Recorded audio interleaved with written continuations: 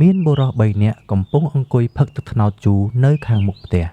គ្រានោះភរិយារបស់ម្ចាស់ផ្ទះបានបើកវិទ្យុស្ដាប់ព័ត៌មានដែលកំពុងផ្សាយថា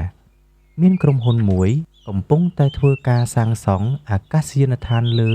ដីម្ដុំភូមិរបស់បុរសទាំង3នោះបុរសដែលជាម្ចាស់ផ្ទះនិងមិត្តភ័ក្តិផ្សេងទៀតបានស្រែកឡើងព្រមគ្នាថា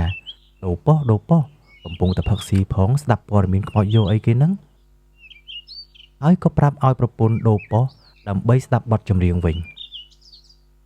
ចំណែកឯបុរសម្នាក់ទៀតជាអ្នកឧស្សាហ៍ស្ទុះស្ទាពេលឮដូច្នេះផុសគំនិតមួយគឺថាជាឱកាសក៏លាមិត្តភ័ក្តិផឹកស៊ីជាមួយគ្នាទៅផ្ទះវិញភ្លាមដើម្បីបើកវិទ្យុស្ដាប់បន្តបន្ទាប់ពីស្ដាប់ព័ត៌មានចប់បានដឹងថាមានក្រុមហ៊ុនមួយគ្រោងនឹងបើកអាកាសយានដ្ឋានមួយនៅជិតផ្ទះរបស់ខ្លួនគាត់គិតថាក្រុមហ៊ុននោះច្បាស់ជាត្រូវការទិញដីសម្រាប់បើកអាកាសយានដ្ឋានដូច្នេះគាត់ក៏បានប្រញាប់ទំនាក់ទំនងទៅទិញដីនៅទីតាំងដែលវិទ្យុបានផ្សាយនោះបាន5ហិកតា3ខែក្រោយមកក្រុមហ៊ុននោះ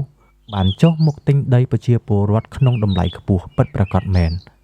ពេលនោះ